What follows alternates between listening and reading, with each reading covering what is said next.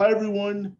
Thank you so much for joining us for our latest episode of Ohio DD Talks. I'm your host, Nathan Turner, and I'm delighted to be joined today by Barbara Thomas. We're going to have a fascinating discussion about people with disabilities and healthy relationships. Hi, Barb. How are you? I'm well, thank you. Good to see you.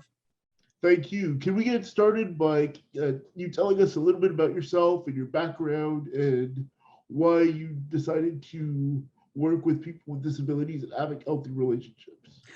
Sure. So actually it happened in a class I was taking in college, and I was taking a special ed class, and just because I was interested and met a young man, that kind of turned me on to the whole thing. And after a couple of years of school, I worked at home in Cleveland at a place called Our Lady of the Wayside, and really enjoyed every second of it. And the people there encouraged me to go back to school. So I did. And I ended up getting my undergraduate and master's degree in special ed.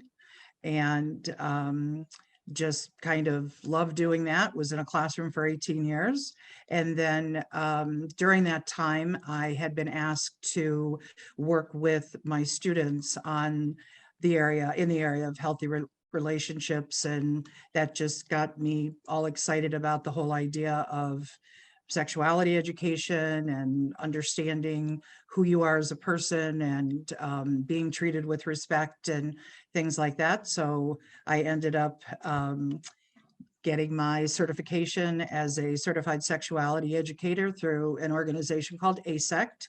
It's the American Association of Sex Educators, Counselors, and Therapists. So I'm certified through them as an educator and as an educator supervisor. And as I continued my work, I realized that a lot of the folks that I was working with were having some issues with legal issues. And long story short, I ended up going to the University of Louisville and received my juvenile sex offender counselor certification as well. So that's my educational background. I ended up opening up my own practice, working with people with disabilities. I also now have a adult day education program called the Tall Institute, Thomas Adventures in Lifelong Learning. And the whole goal of what I do and what my other programs doing is to help people be happy, healthy, and safe, and to have hopefully really good, wonderful relationships. And that's it. That's kind of where I came from. I know you've that's great, and I know you've pursued some of this work directly with DD Council. Can you talk about a little bit about your grant work and how that's led you to where you are today with your practice? Sure. Well, I was on Partners in Justice. I'm still on it, though we haven't met for a while because of COVID. But we had this idea for a project, and ended up being called Health, Safety, and Sexuality Training for You and Me. And I had a group of individuals that I worked with and trained to go around the state of Ohio. There was also another group that was doing the same thing as I was. And basically it was a three-pronged program. We were, the idea was to increase awareness and recognition of healthy sexuality and what abuse was and how to protect yourself, to also provide information on how to report those crimes committed against individuals, and then to develop personal safety plans for folks. So it was a really lovely program that we stopped doing. I would love to actually do it again at some point. But it was a really wonderful way to get folks involved in the discussion about how to be safe and how to have healthy relationships and how to report and what is sexual abuse, things like that. So yeah, it was a really, really wonderful grant that DD Council sponsored for a couple of years. And to be honest, I just got too busy and couldn't do it anymore. But I'm at a point where I would love to be able to revisit that. Yeah, it really does sound like a fascinating initiative. And I know for people with disabilities, I think sexuality and sexual expression and healthy relationships are always tricky topics. So to have a type of an initiative like yours, I think is a really great thing. And I think this is a great segue to my next question. And obviously, being in February, everyone is a lot of people think about relationships, and I wonder, can you talk a bit more about your private practice and how you work on building healthy relationships and how people with disabilities can be safe in a relationship? Sure. So I guess probably the way to start is to say that when I'm working with individual clients and with groups, it's really the most beneficial to find out what people actually really know about sexuality, about the word sex, about the word sexuality, about the word relationship, understanding who your friends are, what makes an acquaintance, who's a stranger, things like that. Those are things that seem to, for some reason, get bypassed in the education department when kids are growing up. And for typical people, it becomes a natural thing that they understand what it means to have a relationship. In fact, for many of our young people and those that are aging as well, they still have confusion when they have people that are helping them getting dressed or being the person that is their partner to go to a movie or to go out to eat or whatever. I may as well throw this in here now, though I absolutely 100% believe that individuals with disabilities should have as many opportunities as a typical person. It has been my experience, and I've been doing this for almost 50 years. It's been my experience that people with disabilities, in fact, like to be around people like themselves. And so though I know the pushes to get out in the community and be around everybody else, and your best friends could be living right next door to you, in fact, it doesn't seem to happen that way. It just doesn't. People like to be around people like themselves. And so my program that I have called Tall, it's an opportunity for people to be together that happen to have disabilities. But I've got a band, I've got a women's class, I've got all sorts of different kinds of programs that people can take, different classes, and they're with people like themselves that might have a little bit of an issue being understood, or maybe they have some physical challenges, maybe they don't quite get things as quickly as others, but people are pretty patient with each other. And so, I really feel strongly that being able to have opportunities to socialize with other people in a healthy environment, sometimes that has to be, overseen by people, it is a good thing. And so I wanted to say that. I'm not sure. I'm not sure what else about that, but I did want to make sure that that point was made, that I don't see anything wrong with people with disabilities hanging out with other people with disabilities. And what I'm hearing is that people with disabilities are, in fact, people just like everyone else. And we Yeah, talk about opposites attracting, but in reality, maybe the opposite is true. People with things in common are more likely yes. to be together. And the lived experience of disability, I think, profoundly impacts a relationship. Right. And I think one of the things that's happened in my practice has, I will say, just boomed over the last 2 years, because so many people are having such a difficult time because they're lonely. They're making bad choices. They are, reaching for something to help them feel good about themselves, to make them feel content, to make themselves feel happy. And a lot of times people don't have the education that they need to understand, no, that's not something you should do. That's a stranger. That's not a good and healthy thing to be doing on that online app or whatever. So there's a lot of stuff that goes along with education, and it's unfortunate because I wish it was starting when kids were younger. I really do. I mean, I see a lot of teenagers and adults, but I really wish some of this education was starting much, much younger. I definitely agree with you on the education standpoint, and you talk about a lot of the dating apps, and it's a good segue into my next question. What does a healthy relationship mean for people with disabilities, especially during the global pandemic? And are there strategies or ways to be safe, has that changed at all during the pandemic? Has relationship safety changed during the pandemic at all? Well, I don't honestly think it's much different than a typical person. I think having opportunities to socialize, I think understanding how to use a cell phone. There is, as I'm sure you're aware, there is so much scary stuff on the internet. And to be honest, I have two interns right now, and thank God I do, because they are really so much better than I am on working with cell phones and all the different apps and things like that. But I had just as an example, I had a young man, 26 years old, 24 years old, came into my office this morning, and he said, Barb, I think I got to show you this. I'm not sure. And he is showing me on his phone someone that he had looked up.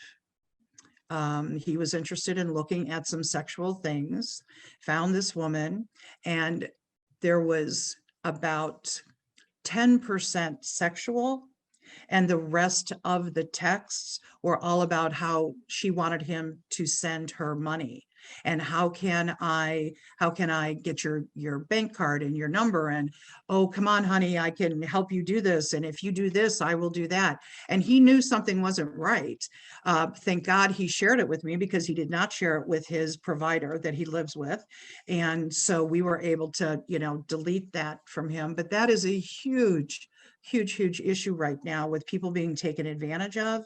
And honestly, I think it's because they're not getting enough education. They're not being told when they get a cell phone that, okay, this is how it's going to work. And these are things that you need to be conscious of. People have rights, absolutely. And I agree with that. But I don't think, to me, it's like giving a child matches. You don't do that without all of the warnings that go along with it. And people don't seem to understand that with phones or with computers. And a huge percentage of my work right now is working with young adults and teenagers, and a little bit older, some of the older ones, not as much, on how to be safe on the internet. So that's a huge problem right now, and something that we need to be educating. And I believe that it needs to start with the people that are actually working with these individuals. So not only teachers, but care providers, parents, they just have to be more aware of it.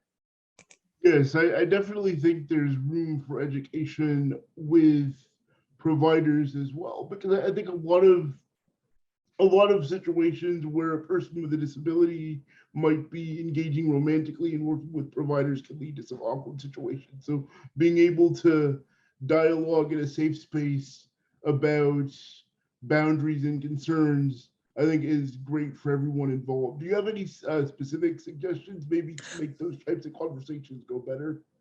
Well, I mean, I think, again, talking about abuse, being very upfront about what abuse means and how explain different kinds of abuse. I think being able to identify who's a friend and who's not a friend. I mean, I'm kind of thinking of my outline that I work on with people, and just going down the line. And I think, it goes back really to helping people identify, what do they like about themselves and what do they not like about themselves. I don't think people are given that opportunity to say things like that, because I think if you can say, one of the things I don't like about myself is that I don't have very many friends, or one of the things I really like about myself is that I think I'm funny. And a lot of times our folks are not asked those questions, and so they're not able to really express themselves, and let people know really who they are and what their likes are and what their dislikes are. And I think, unfortunately, I think families are guilty of it. Oftentimes because they're worrying about so many other things, whether they're going to do well in school or whether they're going to have a friend or something like that. But I think it has to start with education of the individual, so that the individual can really feel confident that they understand who they are and what they like and what they want to be around and who they want to be around. And oftentimes those questions aren't asked, or talked about. Yes, I definitely agree that knowing oneself and learning about oneself is critical to having a successful relationship. What are some other good signs of a strong, healthy relationship, whether it's with somebody's family, friends, or romantic partner, or a provider, or an employer? Well, I mean, I don't think it's any different than a typical person. I think, do you feel good when you're around this person? Does this person make you feel, proud of yourself, or does the person put you down?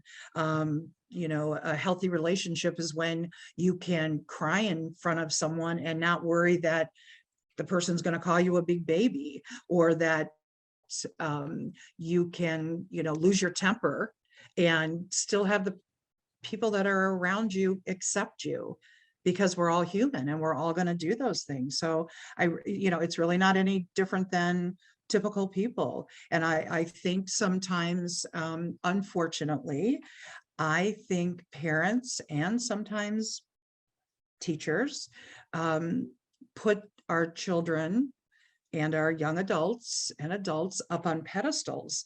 They expect that things are going to happen. They kind of they make them the queen of the house or the king of the house or whatever, and it doesn't work very well when you then leave the house and have to be a roommate to somebody. And so I think, being realistic with people and letting them know if they're hurting your feelings, or letting them know if they stink, whoa, what are you doing here? You need to go get your shower. What's going on here? And yet so often people don't say those things to people. They're afraid they're going to hurt their feelings. And it's like, well, yeah, but okay, you might hurt their feelings, but that might help them to make a friend, or to be able to do something, be more socially active, or whatever. Well, we're getting near the end of our time together, and time has flown so quickly, but is there anything else you want to say to wrap our show up? Well, I mean, I guess as a special ed teacher, as a human sexuality educator, I believe in teaching. And I think teaching can come in so many different forms. And I think it doesn't always have to be in a classroom. I think it can be no matter where you are. It can be in your home. It can be when you're hanging with your friends. It can be, really anywhere. And I think if more people would be willing to be teachers to people with special needs, to be honest with them, to tell them when things that they're saying are bothering them, or how they're acting is bothering them, or that they like what they're doing. And I think a lot of times you don't get the affirmation that they need at the appropriate time. So I guess I wish, if anything, that more people would take on that role of being educators and help people, and know that people with special needs often do need a little more education. Maybe it would take a little bit more time to educate them on a specific thing, whether it's about a relationship or how they look or whatever, but you're worth it. And so we just need to, give it our best. And it's the opportunity to learn from our life experience that a lot of Yeah, people with disabilities don't ultimately get. exactly. And to be given the opportunity for more opportunities, from, Yes. rather than always doing the same thing all the time, getting out and being out in the community, and having opportunities to entertain. One of my pet peeves, I'll just say this real quick, but one of my pet peeves is when I hear all the time that folks are going to their families home for Christmas or for Thanksgiving or whatever. And I always say to them, well, what are you bringing? Well, I'm not bringing anything. I was, well, what do you mean you're not bringing anything? Make those muffins that you made for class, or bring a plant, or bring a flower or something. Everybody walks into the house with something for Thanksgiving or Christmas, except the person with the disability. And it's like, well, no, they shouldn't be excluded like that. And it happens a lot. And I think treating people with challenges like everybody else is probably the best way to go. I at least assigned myself to drink duty, but I can understand and relate to that experience. Thank you so much, Barb, for joining us today for this fascinating discussion on healthy relationships.